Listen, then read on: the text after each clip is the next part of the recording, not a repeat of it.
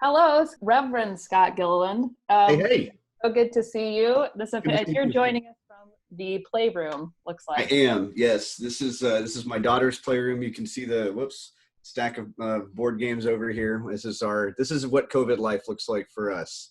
Good. Adapting a family space for workspace. So yeah. Well, thanks for joining for the Zoom interview today. So it's just a chance for you to share a little bit about you for the congregation to hear more about your story. And Sure.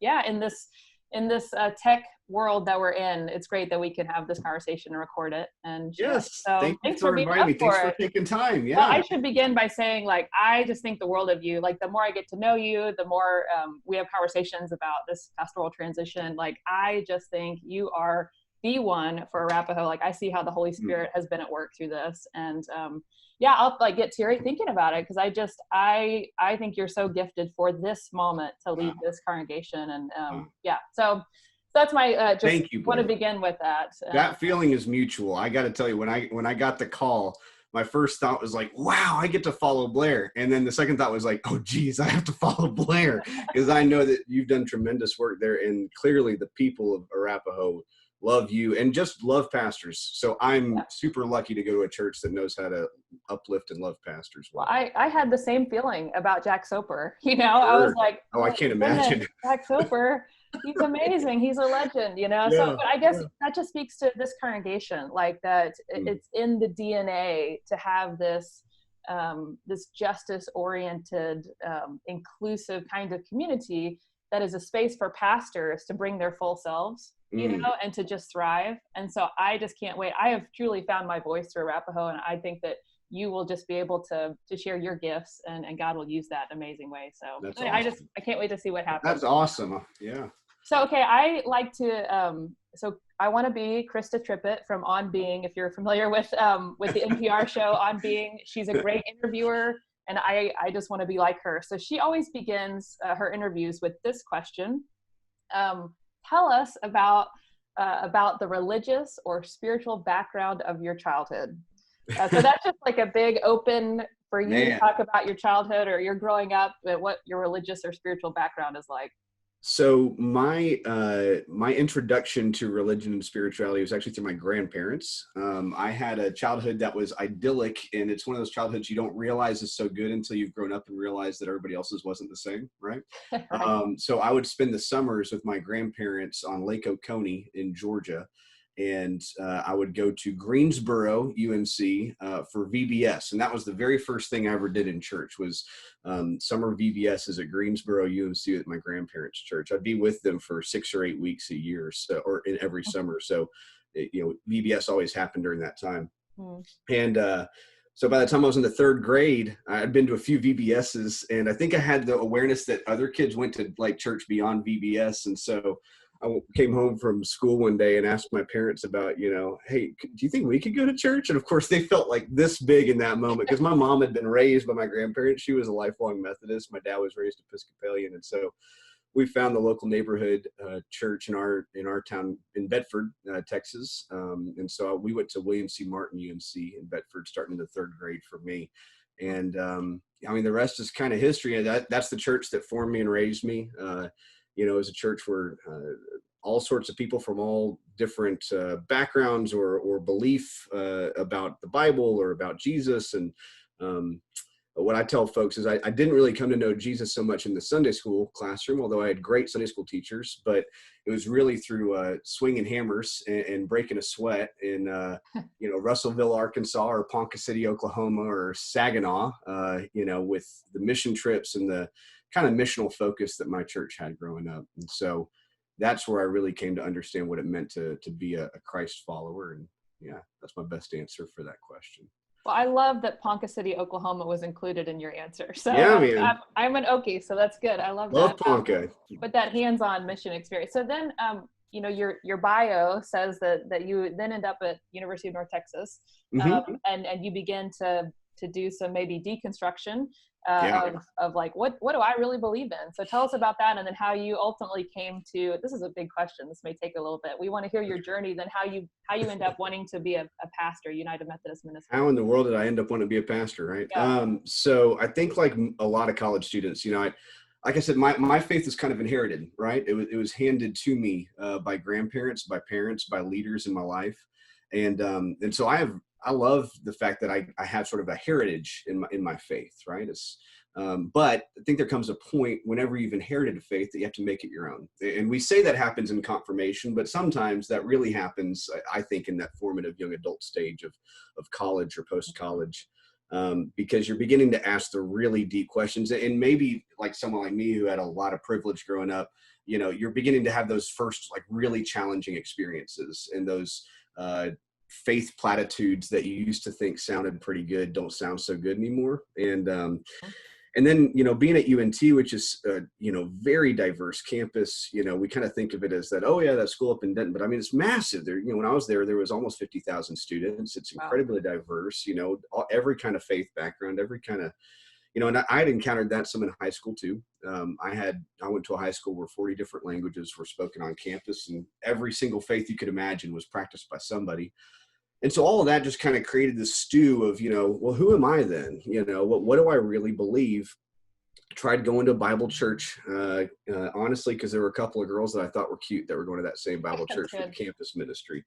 I'm nothing if not honest. And so, I'm sitting there in the first few weeks, it's going well. And then the pastor gives the sermon that I feel like every Bible church pastor has to give every couple months, which is, basically if your friends don't go here, they're going to hell. And I thought, now, wait a second, I love your music.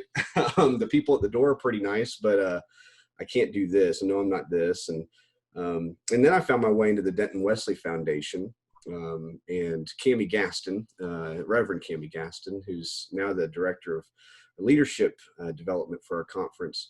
Well, she's been developing leaders for a long time, because she, Cammie, and I know your husband does too, because we were both there at the same time.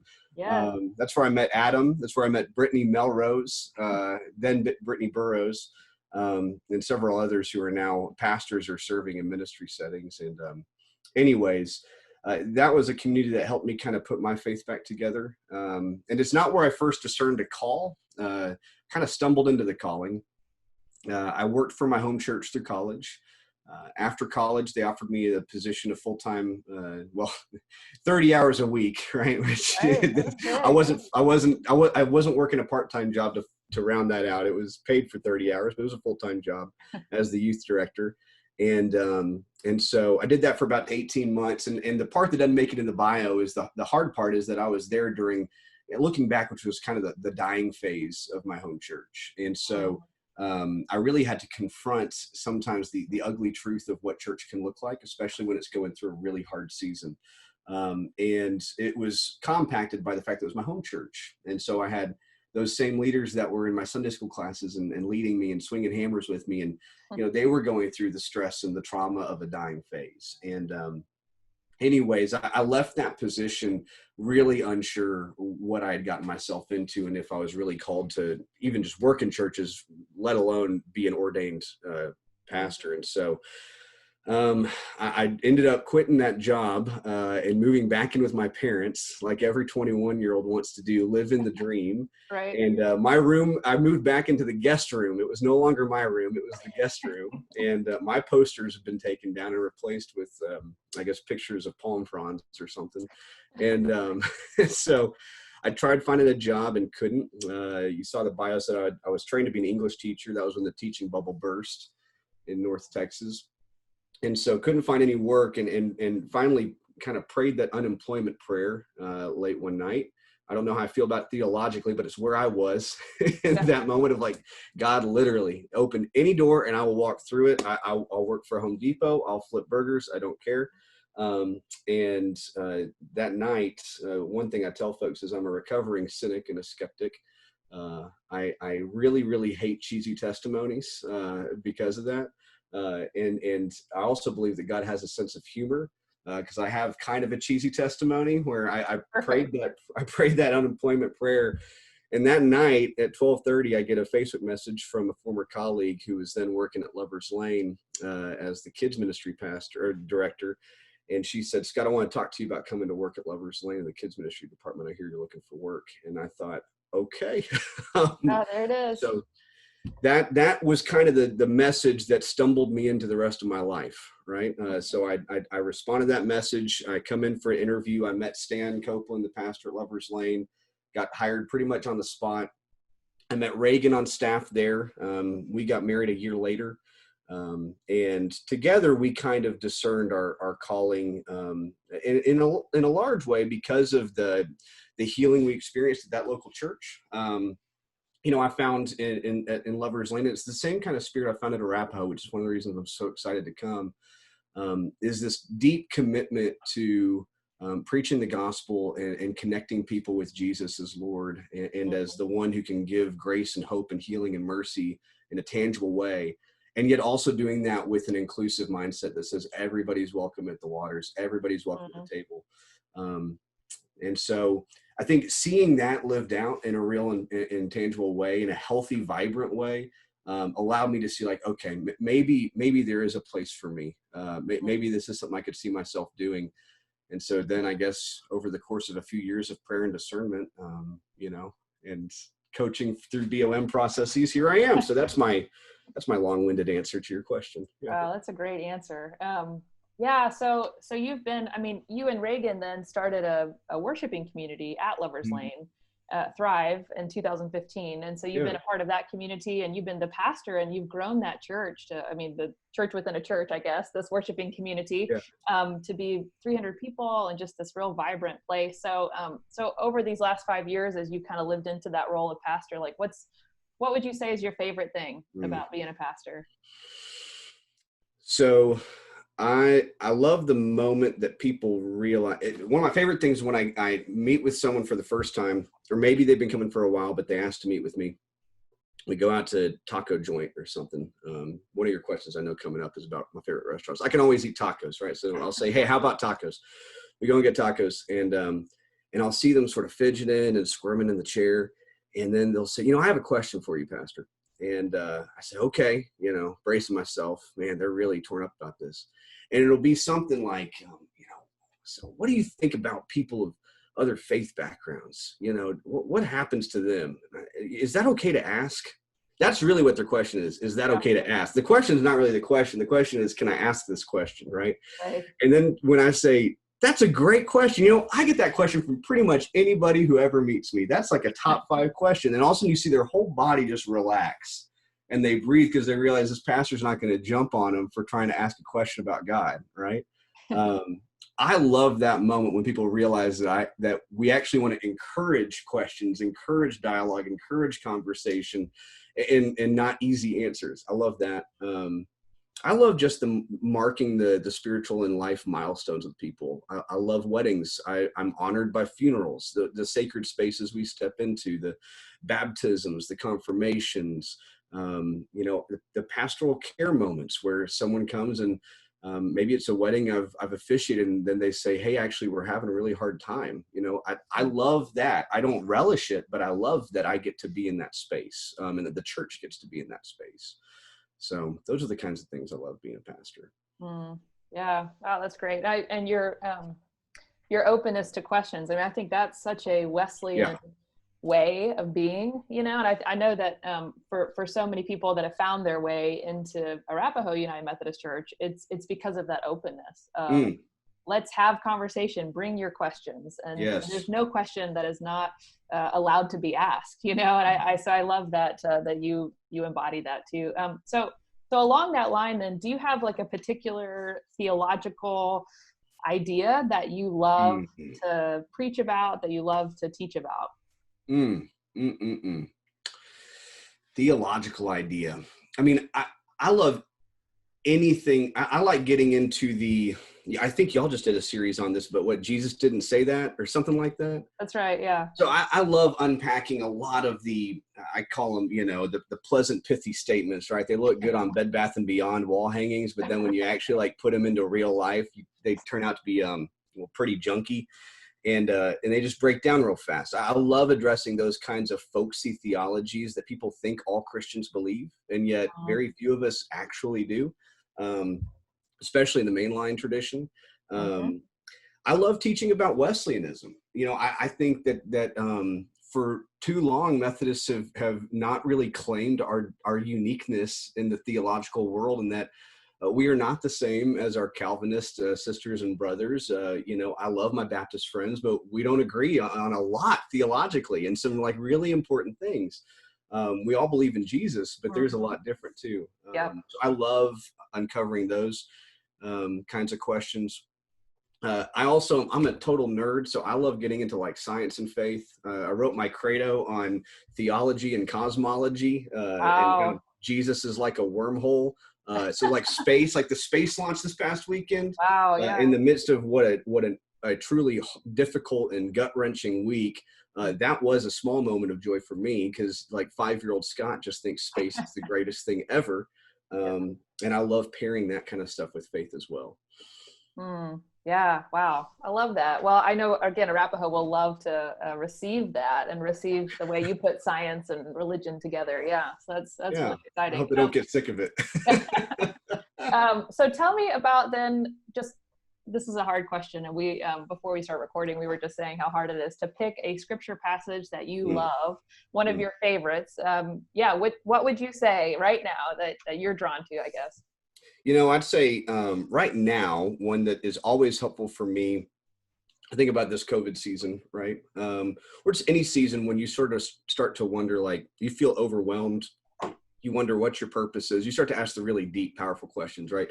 One of my favorite books of the Bible is Ecclesiastes. I said I'm a recovering cynic, right? So I identify with that book a lot. I really appreciate like the ice cold water bath it throws on so much of the Old Testament theology of, if you do good, you get good. If you do bad, you get bad, right? And Ecclesiastes comes in and says, well, that's all kind of hogwash, right? Because I've seen the best people in the world get treated terribly. But it doesn't leave you stuck in cynicism or skepticism. It doesn't say, well, I guess everything's meaningless. That's not the conclusion it draws. I love the way there's this refrain throughout it that says, eat your food and drink your wine, right? And I think what it's calling us to is like, you're going to have some days, weeks, years, decades that are just plain awful, and there's no way around it. And sometimes there's no explanation for it. Other than that, it's just bad. And then sometimes you're going to have the best day, week, year, or even life. And the reality is we still do have a choice on whether or not we're going to find the little joys that are available, even if it's just having a good meal and drinking something delicious. Can you find joy in that with the people whom you love? Can you hold them close and let that be the meaning, even when everything else feels like it's spinning out of control? That can be a helpful anchor for me, and it helps turn my cynicism into someone that's a bit more sincere. So yeah. Ooh, that's a good word for today. Thank you. Thank you for that. I think I needed to hear that. Yeah. So last part now, we're going to do this rapid fire. And I don't know what that means. There's no timer. So whatever. But it's the idea that, you can answer as much or as little on these, but just some fun questions, get to know you questions. Okay. So are you ready? Rapid fire round. Let's go. What are you reading right now?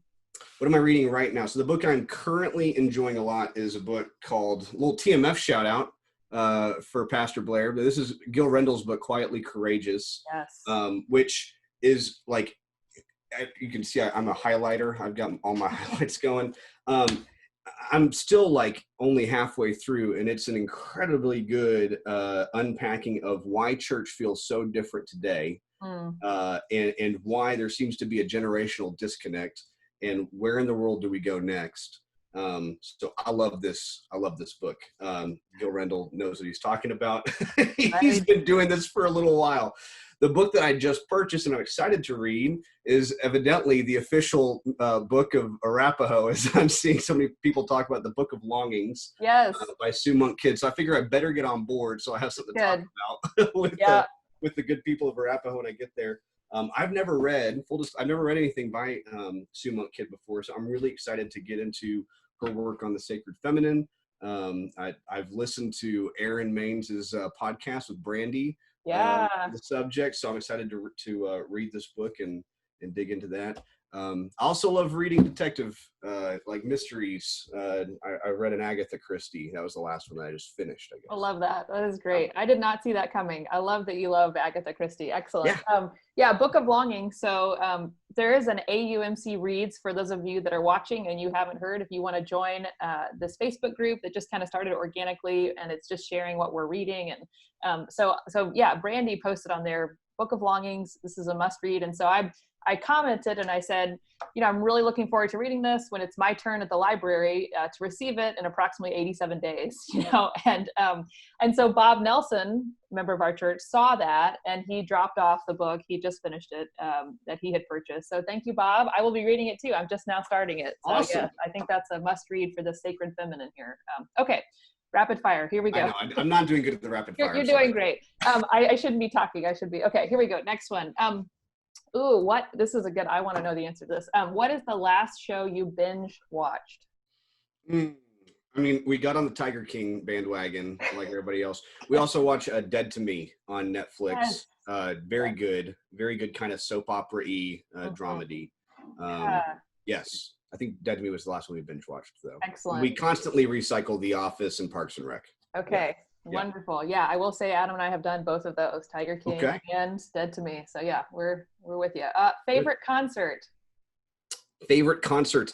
So I could, let's see, probably all time, I got to see Elton John at the Fort Worth Convention Center about 10 years ago or so. That was awesome. Got to see Paul McCartney at Globe Life Park when he came through last time. That was pretty awesome. Smaller concerts. I love John Mark McMillan. He always puts on a good show. He's a contemporary, hesitate to use Christian artist. He's an artist that happens to have Christian themes in his music. And so love his stuff too. Yeah. Wow. Great. Really good. I would have loved to see McCarthy. That'd be amazing. Yeah. Oh, okay. It was awesome. All right. Favorite place to eat out?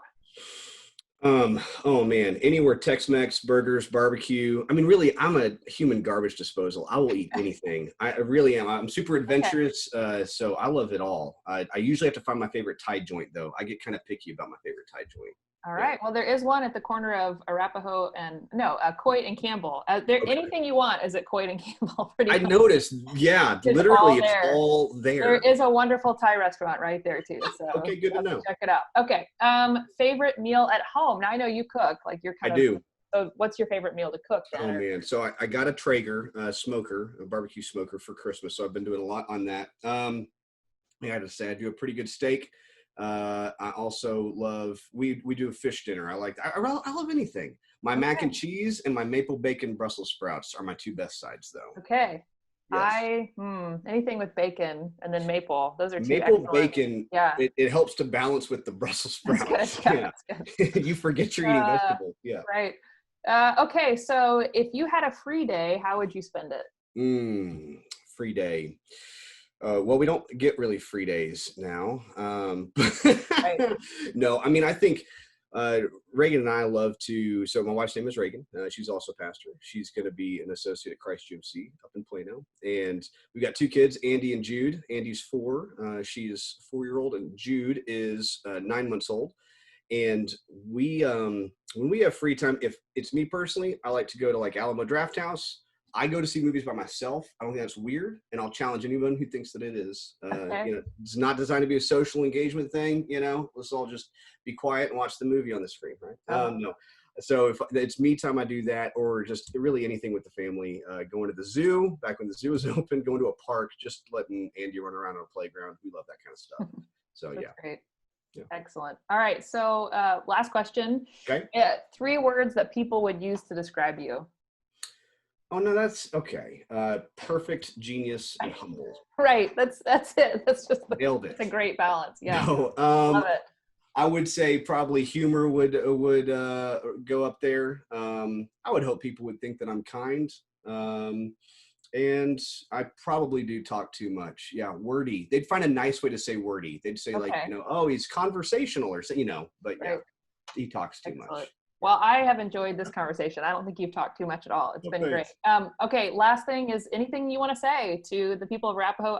So we're recording this. It's June 1. So this is exactly 1 month. Oh wow! Yeah. Before you are officially the pastor. So anything you want to say? What I'm most excited about is to hear the stories and the passions and the hearts of the people of Arapaho, because I know the data, right? I've looked at all the reports everyone can give me. I've seen the conference journals. I've seen the reports from the leadership board, but I know that only tells a part of the story. And what really excites me the most is that I have gotten to meet, Blair, as you and I have spoken so much, and I've gotten to know some of the staff. And those stories begin to bubble up to the surface, and hearing about why this is a place that people have found a home and a community, and more than that, they've found a place where they can grow in relationship with Jesus and work for justice in their community and in the world. That's what I'm most excited about. I'm excited to get to know Arapaho through the eyes and the ears and the stories of the people of Arapaho. So I just can't say enough of how excited I am. It seems like a truly, truly awesome place. Well, everyone's excited to meet you too. And what you're going to find is such, you hear about churches that, they say they're welcoming, but every church does. Right. Every church does. And I think every church strives to be welcoming, right? Sure. But Arapaho has reached a certain level of authentic welcome where, yes. Where you're just embraced for who you are. And I think that is, that's one of the greatest representations of Christ that I have seen in a community that is truly embrambing everybody for who they are and sees the gifts that everybody brings. I've already experienced that. I've gotten so many messages from members welcoming me in warm, kind regards, and so I can see that that's true. And so I want to say thanks to everyone who's already said hello and welcomed me to Arapaho, and you haven't even met me. So. Right. Yes. Yeah. Well, bless you and Reagan as you all prepare to leave this place at Lover's Lane. You have been for so long now. And I just pray blessings on that congregation. And as you transition, may you just feel the Spirit continuing to give you what you need. And I know you have it already, but you certainly have God's grace with you. And I can't wait to see how that benefits Arapaho. So thank you, Blair. Thanks so much for talking with me today. And thank you for having me. We'll talk again soon. All right. Yes, we will. Scott. All right. Bye.